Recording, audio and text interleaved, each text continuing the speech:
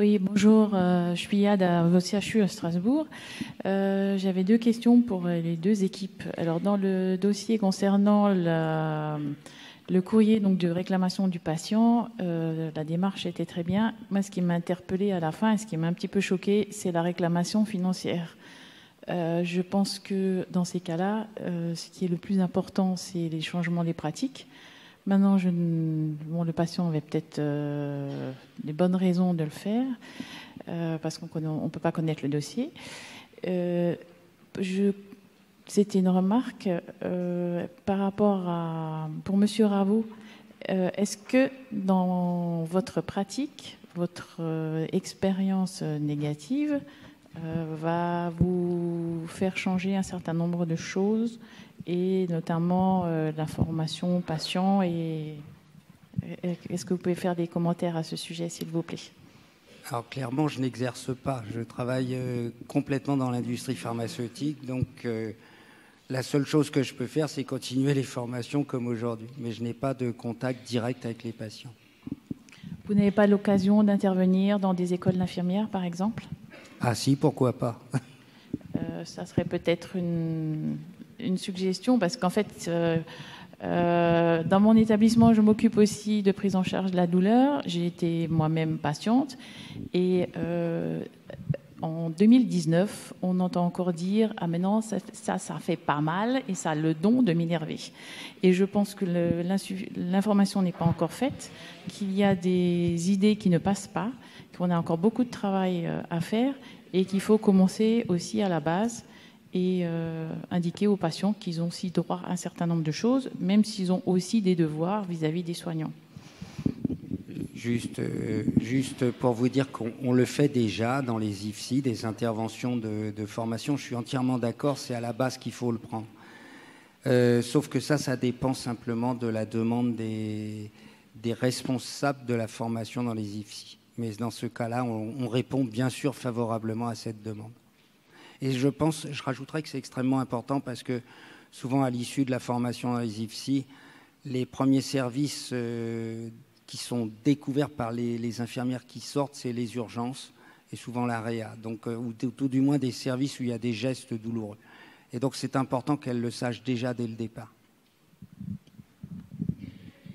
Si je peux, juste avant de prendre une autre question, en tant que représentante des usagers, rebondir sur l'indemnisation. Concernant le cadre légal de la loi et la loi du 4 mars 2002, comme la loi de modernisation, chaque usager du système de santé a différents recours qui peuvent être pour des établissements privés, l'assureur privé de l'établissement, qui est pour l'assistance publique son propre assureur, donc l'assureur de l'assistance publique en lui-même. Et puis nous avons un office national de l'indemnisation des accidents médicamenteux, des accidents médicaux, pardon. Pour prendre juste l'exemple de l'assistance publique, c'est 8800 réclamations écrites, orales, par mail, par an. Et c'est 132 réclamations indemnitaires qui, en tout cas, font la demande auprès de la direction des affaires juridiques à une indemnisation. Il y a tout un service qui se met autour avec une expertise, avec une contre-expertise, et puis certaines fois, elles n'aboutissent pas.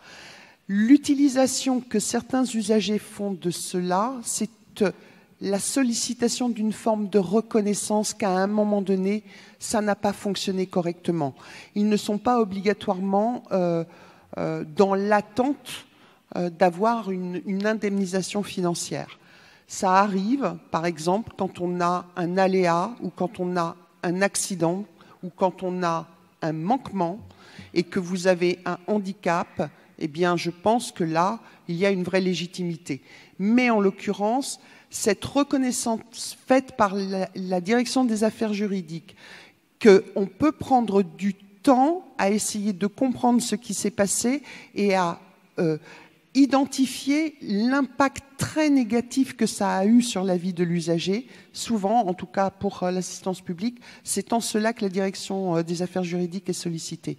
Mais gardez ces chiffres-là en tête si vous deviez avoir, c'est 8800 réclamations, 132 qui vont au contentieux, mais qui ne sont pas obligatoirement des contentieux affirmés, Nous ne sommes pas dans une société anglo-saxonne, nous ne judiciarisons mais aucunement le soin. J'invite ceux qui vont régulièrement aux États-Unis à aller dans les urgences hospitalières.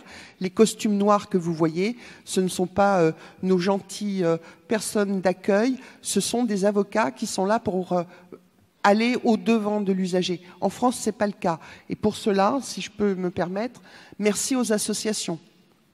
Parce que l'information que nous pouvons donner aux usagers leur permet d'identifier mieux peut-être un système de santé ou tout du moins un parcours de santé qui parfois n'est pas très clairement accompagné au moment où la personne se trouve à l'hôpital. Donc voilà, relativisons, on n'est pas dans une judiciarisation, mais c'est une reconnaissance que parfois l'usager a besoin d'avoir en disant il faut que j'aille au plus loin et il faut que toute l'institution le sache.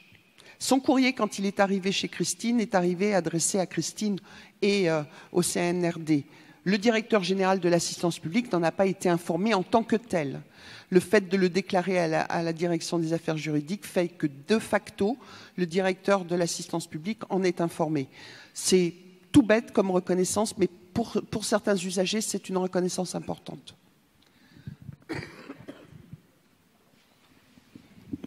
Bon, j'allais dire le déficit de prise en charge de la douleur est difficile en fait à compenser et à indemniser. Je veux dire, dans ces cas-là, en fait, comment est-ce que ça fonctionne?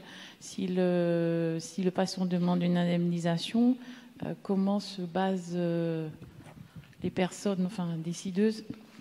Il y a comme toute société assurantielle, et l'assistance publique en est une pour elle-même, il y a des barèmes, des grilles. Concernant l'ONIAM, l'Office national des incidents médicaux, pareil, il y a une grille qui évalue le préjudice physique, psychologique infligé à la personne, et donc c'est sur cette grille-là que les choses se font. Donc, mais le temps qui est accordé par les services juridiques des établissements de santé, et plus particulièrement celui que je connais le mieux qui est à l'assistance publique, le temps qui y est consacré permet aussi d'avoir un temps de rencontre beaucoup plus régulier avec l'usager, bien que vous avez vu que, en tout cas pour l'équipe de Tenon, il y a eu énormément d'échanges, de rencontres et autres, mais un temps aussi où la personne va pouvoir exprimer face à des gens qui ne sont pas directement concernés par ce qu'il a vécu, un certain nombre de griefs, entre guillemets, ou d'insatisfaction, et de trouver avec des personnels extérieurs à l'hôpital dans lequel il a été pris en soin, des réponses ou pas. Mais en tout cas, c'est très fréquemment, on est dans une phase d'apaisement. Alors, je travaille très peu avec la direction des affaires juridiques, mais on est vraiment dans une phase d'apaisement. C'est vraiment quelque chose qui ne va pas jusqu'à une indemnisation financière. C'est ce temps de reconnaissance du préjudice causé. Volontaire, involontaire, ressenti ou pas. C'est pour la personne, il ne fait pas que ressentir. Il a vécu ce moment-là en tant que tel.